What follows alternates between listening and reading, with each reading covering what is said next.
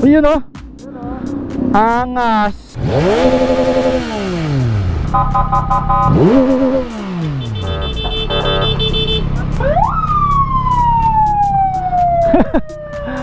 Nagpark sa gitna ng kalsada.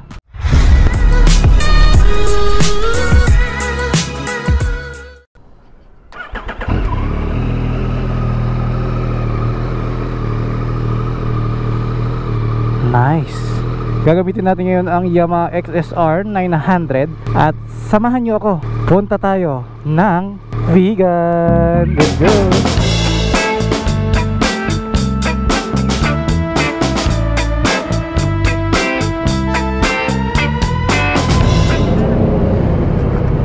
Medyo nagtagal ako dun ah. Welcome to La Union. Kaya naman pupunta tayo sa Vigan para mapuntahan yung tatlong branch ng Yamaha 3S dito. Kasama natin yung ibang mga Yamaha staff at si Brother Tristan ng Guanzon Group of Companies. So pinag-usapan namin dito kami magkikita sa Clean Fuel. So expected na naka-Yamaha sila. Ayun na sila oh. Naka-uniform pa. Morning. Hello. Hello. Hello po. Hello. Hello. Hello. Oo nga.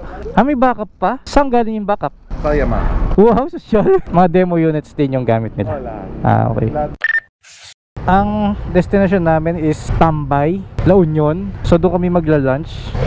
Ay, meron palang naka-T-Max oh. MT-10 naman to. XSR 700 pala siya. 2-cylinder. Ito, magpapagas muna kami sabay-sabay. Yun o, MTO na yun o. 97 talaga yung kinakarga nila. Kaya pala doon sila. Oo nga, may sticker nga pala to na dapat 97 lang. Parang pang GS yung gulong o. All terrain. Pero ang laki ng tangke niya no. 2-cylinder lang o. Yung isa pang off-roading talaga oh. Malalaki ng spikes oh. Tsaka puro gas-gas daw. Mukhang sinabak na talaga to sa off-roading. Nakatayo pala yung gauge niya no.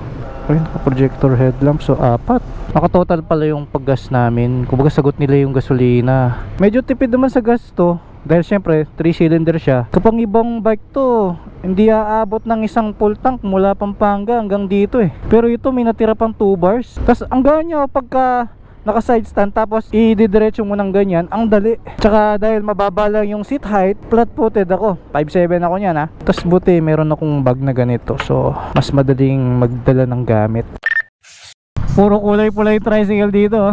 So 56 km from here yung pupuntahan namin. At medyo tinamaan na rin ako ng gutom no. Kasi mahaba-haba rin yung Pampanga to La Union. Kahit na expressway siya. Okay, sa paggamit ko naman dito sa Yamaha XSR 900 papunta dito, medyo malayo-layo talaga.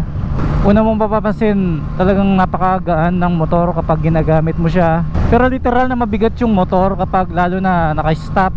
Pag umaandar, hindi ko alam paano nangyari yun eh. Sobrang gaan ng motor. Hindi naman naging sagabal yung pagiging mas mahaba niya compare doon sa dating XSR. Kasi kapag niliko mo, okay naman. Tapos ang sarap niyang gamitin sa traffic kasi malakas yung torque niya. So hindi ka nakukulangan ng lakas pagka gusto mong may overtaken, may gusto kang lusutan, ganon. Kumbaga madiksi siya. Walang problema sa likuan oh. Tapos agad-agad makukuha mo yung bilis na gusto mo. Kaya pag gumamit ka nito, super enjoyable. Hindi mo mararamdaman na 900cc yung dala mo. Hindi mo rin ramdam na 3-cylinder siya yung sa bigat ha. Pero pag sa power, dama mo yung pagiging 3-cylinder niya. Nabigay niya yung tunog na hinahanap natin as big bike, di ba? Yung mga 4 inline na tunog, yun ang gusto natin.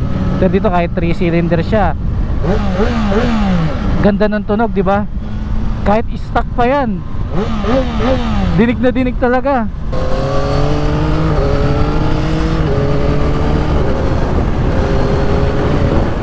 Ang napansin ko sa mga buttons niya, kapag i-activate mo yung cruise control, medyo malayo lang siya dito sa thumb.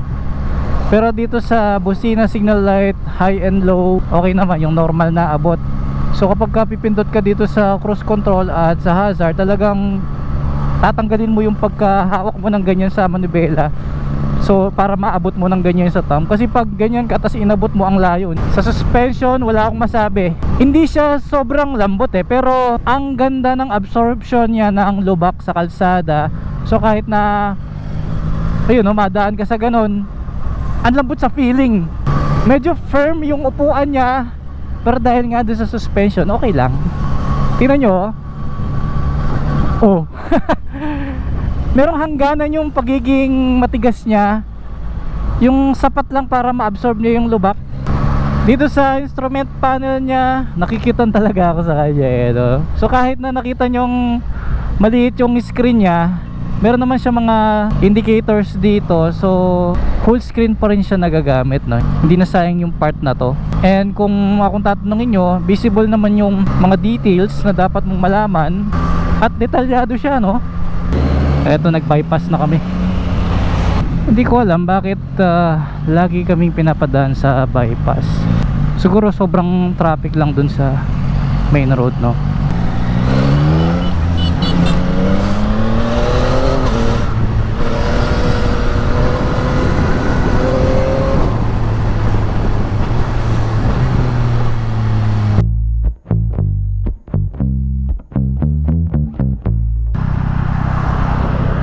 Ang daming paso dito. Wala. Wala, subukan na lang natin dito. Sige. Maganda naman dito eh. Uy, Bomb X oh. ICPH. Oo nga no. Ayos ah. Hinahanap namin yung Tambay Restaurant. Yung pangalan niya Tambay. Lumabas na sa mapa pero wala naman. So ito na lang. Nawawala yung Tambay. Ayun o. So, ito ba yun? ayun, pero sa taas. Ay! Tambay nga! Kaya pala di natin makita. Hindi ko alam na ito na yun. Pagpasok ko, tambay. Okay. Buti naman. Ayos. The best ka talaga. Kaya sa'yo ko. Ayos tong bago. Magnet. Ano kayang concept to? Indonesian? Malaysian? Hello po. Parang Thailander oh. Ayos ka talaga. Sarap ng pagkain. Ayos. Tingnan mo kung gaano kaayos yung kasama natin. Oh. Meron pa tayo komplementaryo. Yan oh. Ayos ka talaga. Mamaya magkakape pa tayo sa taas. Boss oh. Thank you po. Thank you rin. Let's go. Thank you po. Pwedeng stop over muna to bago kayo mag Ilocos Sur. Tapos kami ngayon magpapapicture pa sa arko ng Ilocos Sur kasi nakakamiss din yun eh. Iyan oh. Iyan oh. Yun yung convoy namin Innova. Alright, aalis ng busog. Thank you Yamaha and Guanson. Ay wow, nice naman yung bike ko, Colnago. Ano yung isa? Factor. Itong dinadaanan namin ngayon, bumabalik tanaw yung nagbo-boss Ironman ka na yun. Pero dinadaanan ko to ng gabi or madaling araw. Kaya nakakapanibago. Pag kasi ganitong oras, nasa Aurora na ako eh. May checkpoint. May mga nagtatagong nakamotor dito oh.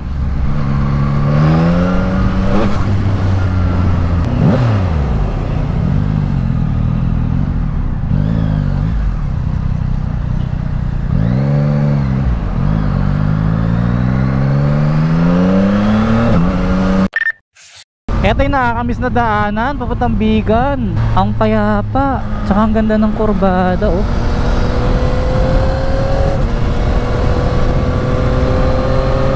Ganda ng kalsada. Wow. Meron pa akong isang naalalang group ride is yung invitational ride sa Bigan. Mga ganitong oras din ginagawa yun. Maliwanag pa papuntang Bigan. Tapos patutulog kayo sa Bigan. Bukas na kayo uuwi. Salo-salo lang siya sa gabi. May banda, libre pagkain. Tapos parapol ng motor. Nung last time wala yata ang pinarapol ng motor eh. Yan, nakakabis. Ang daming bato sa baba oh. Parang bagong pintura yung tuloy nila oh. Kasi parang light orange na dati yan eh. Ngayon naging match. Oh, bagong pintura nga. Ayan na yung arko. Yun yung palatandaan pagka dumaan ka na sa ganong tulay. Ang kasunod nun, yung arko. Natandaan ko yung mga arko na to nung panahon ng ECQ. May control points dito eh. Kaya tatatak sa isip mo to eh. Kasi hindi ka makakadaan. Tapos tutusukin yung ilong mo. Pero gumanda yung arko nila. Mayroon pong maliit na gano'n oh. Parang museum. Ganda na pagkakablo ng MT-10 SP. Hop! Kanya-kanya eh. Walang coordination eh. Pero pwede na yan. Comedy. Kanina pa tayo nagpapapicture, wala yung mga motor. Baka kala nila sumakay lang tayo sa Innova. Yung sports car oh. Ibang quarantine checkpoint naman to, pang fisheries. Eh, saan nakabubong? Yung setup ng ECQ ganito pa rin ito. Ayan oh. Pangalawang paggas namin dito sa Ilocos. Next is LGK Guanzon. 16 kilometers na lang. Eto yung Innova oh. Kaya yung mga damit ko nandun eh. Sumatotal 7 kami na nasa kalsada. Yung isa Innova. Eto na ang Yamaha 3S Shop Santa Cruz, Ilocos Sur. Ayos, may bandila pa. Mukhang bagong labas lang to. Ayun, ganda ng service center nila oh. Medyo naiiwan lang yung tineres sa amin kasi yung gulong niya pang off-road eh. Kahit sa 3S lang to, kahit hindi Rebzo, basta Yamaha Big Bike, pwede rin silang mag-inquire, magbayad, then Dito rin kukunin. dito rin i-deliver Display lang bawal, pero pwedeng umorder. para makita nila kung saan sila pupunta. So lahat ng bike na dala natin is pwede rin nilang i-order dito. Pwede sila mag-inquire dito, pwede nilang i-settle. Once na paid, ipapadeliver natin galing Red Zone. Kung gusto niya ng hulugan, pwede rin siyang dito na rin mag-direct para oh, pwede. Yun oh. Angas. Okay, doon naman tayo sa next branch ng Yamaha. Sa ginagawa natin ito, at least alam ng mga tao kung saan located yung mga tindahan ng Yamaha motorcycle shops. Kung wala man silang display na big bike sa mga store nila, pwede mo nang mag-check sa mga website. At kapag decided na sila, pwede silang mag-inquire sa kahit anong branch ng Yamaha ang pinupuntahan namin ngayon para matanong kung magkano ang down payment, if ever man na gusto niya ng hulugan, or magkano ang SRP. Kasi kung minsan depende sa dealer, no, iba-iba rin yung presyo nila eh. Eto naman yung isa pang Yamaha under ng LGK Guanzon Incorporated. Ito ay located sa Uwaigdaya, Candon City, Ilocos Sur. Ayun oh. Angas. So pwede rin umorder ng big bike dito, no? Pwede lang. Okay. Hello po. Yun po yung shop ng Yamaha sa Candon po. Dalawa po, sir. So ito po under ng Guanzon. Ito X-Max oh. Yun, ang ganda ng display area nila oh. Iba talaga sa Yamaha. Hindi ka magugutom. Oo.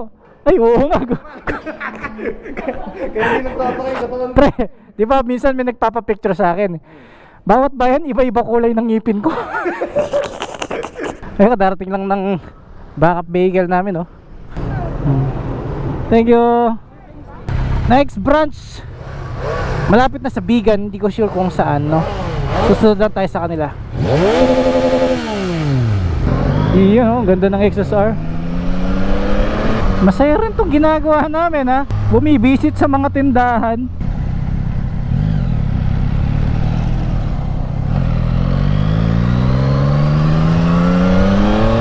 Ano to, shortcut? First time ko dito ah. Ang ganda. Grabe yung maisan. Ang lawak. Ganyan ng bahay na yun oh. May sariling backhoe. Mukhang scam ride to ah. Napa off-road tayo ah. Nasa natural habitat yung Tenere.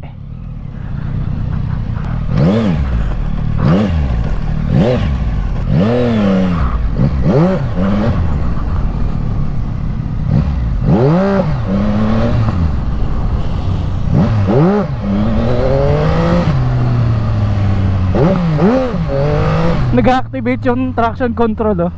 Safe. Kalain mo yun, alam nila yung kalsada na to no? Shortcut nga siya oh. O, nandun na kami sa bypass. Okay, welcome back sa bypass. Nice. Naka-wrap doon. So ito yung Yamaha Narbacan branch. Okay. So ang pangalan na nito is United Excelsior Marketing Incorporation. Ayun. Iba-iba yung amoy. Sa tatlo, ito yung pinakamabangong na amoy ko eh. Maganda yung pabangong nilagay nila dito. Ayos oh. Sa lahat ng branch lagi may ganun ano. So dito sa Narbacan, pwede tayong umorder ng big bike ng Yamaha dito. Pwede. Iyon. Dati, small bike lang. Pero ngayon, order lang. Pero hindi tayo pwedeng mag-stock Dito lang yung pwedeng makitransact. Installment, pwede sila mag-apply. Cash, pwede lang sila mag-inquire. Then kung may stock, pwede ipadala dito. Matanong ko lang, bago natin ginawa ito, saan sila pwedeng umorder ng big bike? Dati, kailangan mo pumunta sa mga red zone. Nasaan yung red zone dito? Ang red zone lang natin ay nasa Dagupan pa. Ay, malayo nga. Hindi na nila kailangan bumiyahe pa doon. And syempre, ngayon, moderno na. Makikita na sa internet yung mga model. So, ibig sabihin, pag umorder ako dito ng big bike, galing pa ng Dagupan. Bye-bye, Yamaha Narbacan. Ito yung pogi, MT-10. So, yun na yung pinaka-last branch na pinuntahan namin. Ang next naman is sa hotel na. Then, pahingahan na kami. Buti, meron kaming dalang Innova. So, mamaya, pag nagyayang kumain sa may Plaza Burgos, di magsasakyan na lang. Alright. Wala namang special event sa Bigan ngayon. Tourist attraction lang talaga yon. Kami lang kasi yung nagsagawa ng ride na to. Hindi siya big event. Na syempre, ito pa lang yung first na ginawa namin to eh. At dahil merong bago sa Yamaha, lalo sa Guanzon, yun nga yung pwedeng umorder ng big bike sa mga Yamaha 3S. Wala lang silang display, pero at least di ba, hindi na kayo pupunta ng Dagupan kasi yun ang pinakamalapit. Kung talagang gusto nyong umorder under ng Guanzon. So dito naman sa motor na ginamit natin, nakarating na ako dito, napakalayo no. Chill, hindi stress yung makina, hindi stress yung rider, napakaganda niya. I-upgrade ko na lang siguro dito kung meron man ako nito is yung side mirror. Mas trip ko yung nandito siya sa lever para hindi masyado malayo yung tingin ko pag gusto ko makita yung likod. At mag-upgrade ako ng auxiliary light. Siyempre mas maganda pag mas maliwanag. Tapos busina, pwede naman isabay kasi busina nito oh, tutok yung araw. Ito na yung sikat na mahabang pader eh, no? Mas lalong pinaganda yung pader ngayon. Dati plain lang, ngayon pabato-bato na, no? May pa ganun pa siya eh. Ba't kaya may pa ganun pa eh, no? Parang waiting shed eh. Ito yung entrance niyan. Diyan, natulog na kami dyan kay Gob yan eh. Ewan ko kung naalala nyo yung vlog na yun. Di ko na rin maalala kung anong title nun eh. Basta, na-vlog ko na yan eh. Tapos ito yung tabing dagat. Ganda. Yun o, yung mga tipak-tipak ng bato, yan ang magandang tignan no. At ito ang maganda sa part na to, yung zigzag pero delikado kapag gabi. Pero kung dati ka na dito, master mo na rin eh no.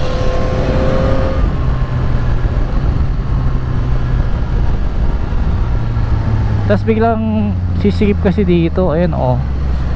Tapos traffic na. Uy, ganda. Ingat lang sa kurbada. Masaya lang balik-balikan to kasi dahil dun sa Boss Ironman nga eh. Pero dito mo maiisip na ang layo pala talaga ng tinravel namin. Walang pahinga, dire-diretso talaga. Paano hindi ka magpapatakbo ng mabilis, di ba? Siguro ganito yung normal speed mo. Hindi mo mababalas ang daan, no? E paano, meron siyang time limit, 24 hours. Ang ganda, oh. So syempre, pag di mo tinapos sa 24 hours, sayang yung binayad mo. Kahit na finisher shirt lang at saka tasa. Sayang din, di ba?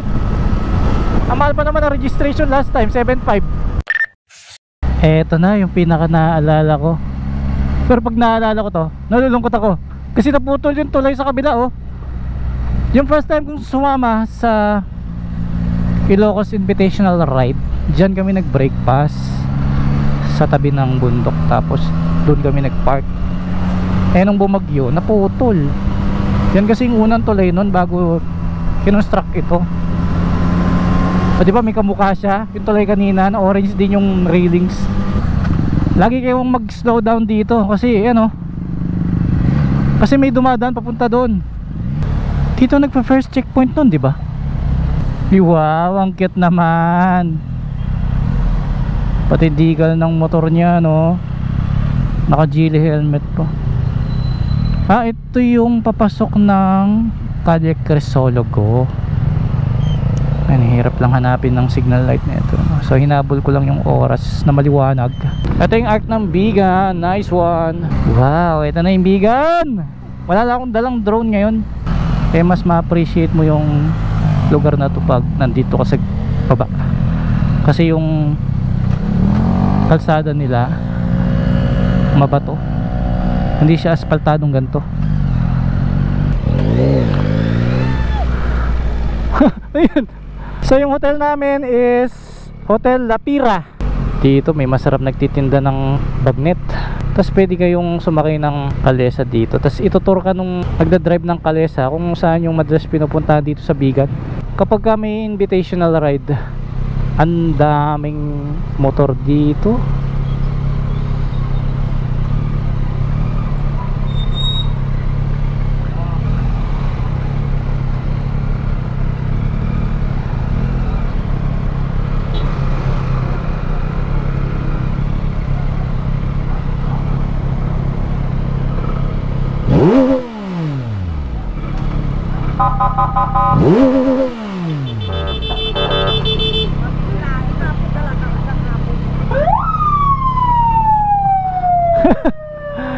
Nagpark sa gitna ng kalsada.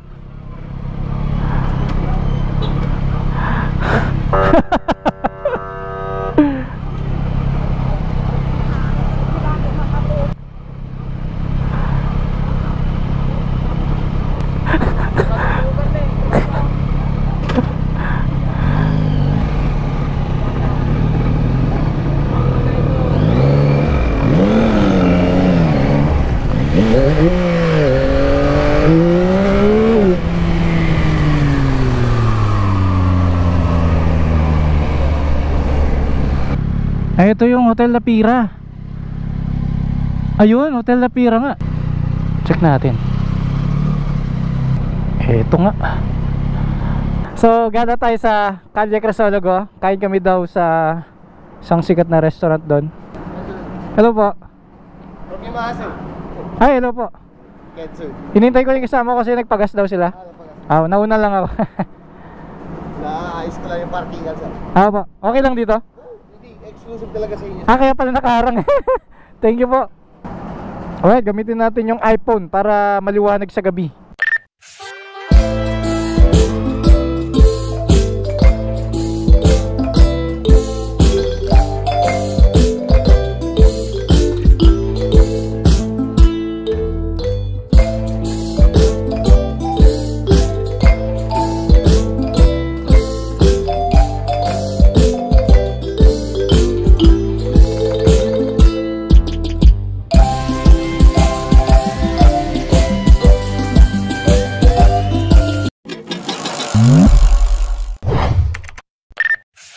Alright, second day ng trip to Bigan at kami ay uuwi na. So magla-lunch na lang kami sa Rosario Clean Fuel.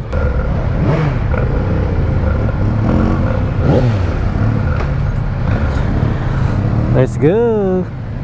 9 AM kami umalis ng hotel. Siguro lunch time, nasa Rosario na kami. Ayun, paalam muna Bigan. Sobrang dami kong naaalala sa lugar na to, lalo na kapag may invitational ride. Hindi pa naman ako nakasama nung last time, so nakakamiss din bumalik dito. Pagka may event, punong-puno to ng motor. Ay, sana makasama ulit ako next time. Nakakaalog lang ng utak yung kalsada dito.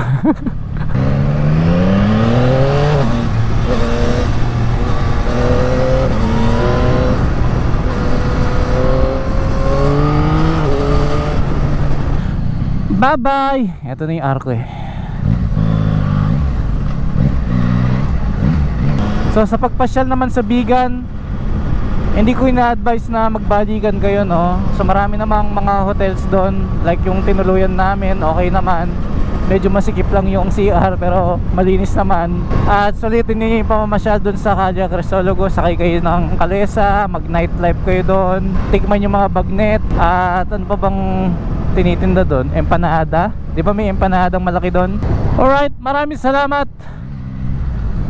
Hanggang dito na lang. Dito ko pa talaga tinapos sa magandang view, no. See you next vlog. Read for speed.